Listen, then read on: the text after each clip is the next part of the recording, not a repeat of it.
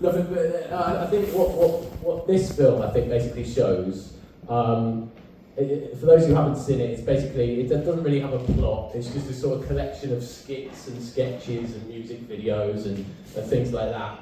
Whether you think the Beatles were sort of boundary-pushing geniuses, or whether you think they were kind of overindulged children, it proves you right, this film, either way. So, yeah, so you think, wouldn't you, the first thing you need if you're going to make a film is a script, probably.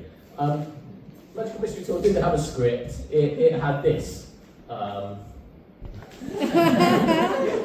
This is what Paul McCartney, Macca, that's what he described as, not a script, a scrupt. This is his actual words. But basically it's a circle, sort of split into multiple kind of themes and stuff. And each theme would they'd sort of dictate what they'd go off and film that day. They'd go off in the Magical Mystery Tour bus and film something based on each of these segments.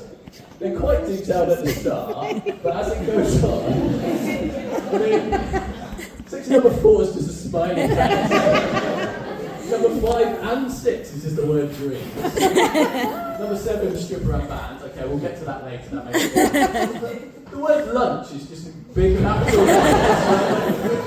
Bigger than anything on there. Maybe people who work in film or TV would say, yeah, lunch is the most important part of any production, but I'm not sure if it's featured this prominently on any script. But anyway, there you go. So what did they go off and film using this? In the end? Well, I can tell you the Beatles filmed a total of 10 hours of footage for the Magical Mystery Tour, despite only being 52 minutes in length, the final cut. Of those 10 hours, 3 hours were spent filming women in bikinis on the beach in Newquay, in the Atlantic Hotel in Newquay. Now, I don't want to push you towards any specific conclusions about the creative merits of those 3 hours, but what I will say is, of those 3 hours, not a single minute actually made it into the final cut. I love how warmly dressed John Lennon is in this potentially shivering women who he's like lined up along this wall here. All very odd. Don't worry though, Magical Mystery Tour film doesn't lack nudity. There is this rather salacious scene. You remember I said earlier on Paul McCartney's Scrupt, he had the stripper and band.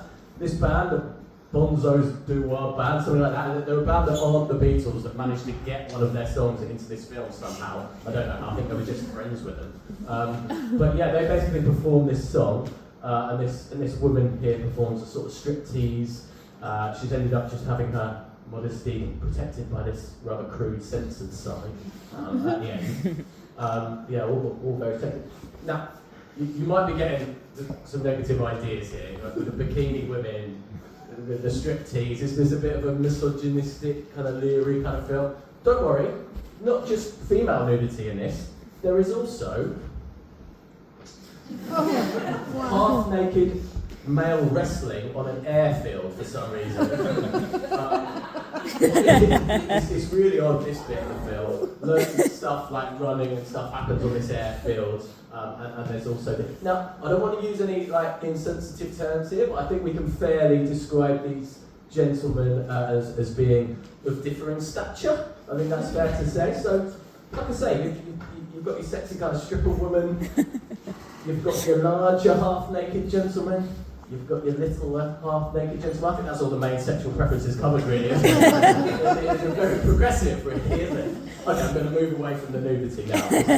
Yeah, I think I'm losing the room with that one. So this bit is really, I guess, what you'd expect from the Beatles around 1967, when things were getting very psychedelic, weren't they? It's this kind of very trippy sequence. It's for a music video for the song Flying, which the Beatles do, and it's this really trippy sequence when you have these landscape video footage of Iceland with these really kaleidoscopic, colourful kind of filters over the top. Slight aside, despite having filmed 10 hours of footage for this film, as I mentioned earlier, they actually didn't have enough footage left for this particular sequence. So they just nicked some footage of Stanley Kubrick's Doctor Strangelove film. Put it straight in. They didn't even ask him for permission. He saw it on BBC One and called the Beatles up and complained, like, why have you nicked my footage? Anyway, that aside, just sort of creatively, I think this stuff's quite cool if you're into this sort of thing. It gets very trippy and psychedelic, as I mentioned. The problem is, as I said at the start, Magical Mystery Tour was shown on BBC One on Boxing Day in 1967. Now, in 1967, BBC One was a black and white channel. Imagine, right? You sat down, it's Boxing Day, you're with your nan, you're having your bubbling squeak or whatever. Think, oh, we'll put on BBC One. You've made it through the striptease. You've made it through the half-naked dwarf wrestling. Sorry, I've said that now, that's done. This shit then comes on and it's all in black and white. You're going to be like pretty confused at this stage, aren't you? And yeah, basically the film generated some of the most complaints the BBC have ever received. People saying it was completely incomprehensible and had ruined their Christmas. And I think even a Beatles fan like me can kind of like understand where they were coming from. Let's have a quick look at the critical reception of the Magical Mystery Tour, which I enjoy. Come on. Here we go. Chaotic. That's the mirror. A colossal conceit, is what the mail said. Tasteless nonsense. That's a dedication to the famous purveyors of taste. Tasteless nonsense. And, this is my favourite one, it looked awful and was a disaster. George Martin. Does anyone know who George Martin is? He's the Beatles' own producer. So I think it's fair to say there's a bit of a mission on the Beatles' behalf that this film had not been a particularly huge success. Paul McCartney, Macca, was actually moved to go on the David Frost interview show, you know, like from Frost Nixon, like very important interview show. He went on there to apologise for how bad this film is because it had ruined so many people's Christmases. It led to this rather wonderful newspaper page. I just love the pose. It really sums up the kind of remorseful artist who's just got one creative endeavour too far and knows it and wants to.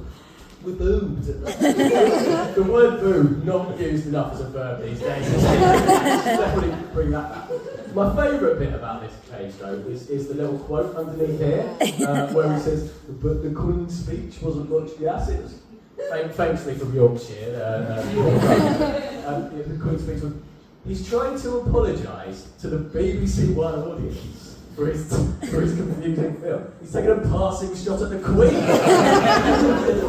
Who does he think he's trying to win back here? Right? Bear in mind that just a couple of years prior to this, the Beatles had got in massive trouble for saying that they were bigger than Jesus. We're bigger than Jesus. The Queen's speech is shit. I think they'd lost Middle England at this point. I think you're either in or you're out with the Beatles by the end of 1967. I think it's fair to say. That concludes my journey into the Magical Mystery Tour. I hope you've learned something. If you haven't learned anything, I hope you've laughed at a few points there. If you've not laughed or learned, I'm sorry. I'm moved. I guess I'm probably giving you a pretty accurate simulation of the experience of the BBC One 1967 Boxing Day audience. So that's something, isn't it? A mixture of anger and confusion you're probably feeling. Part of the course for a waffle club.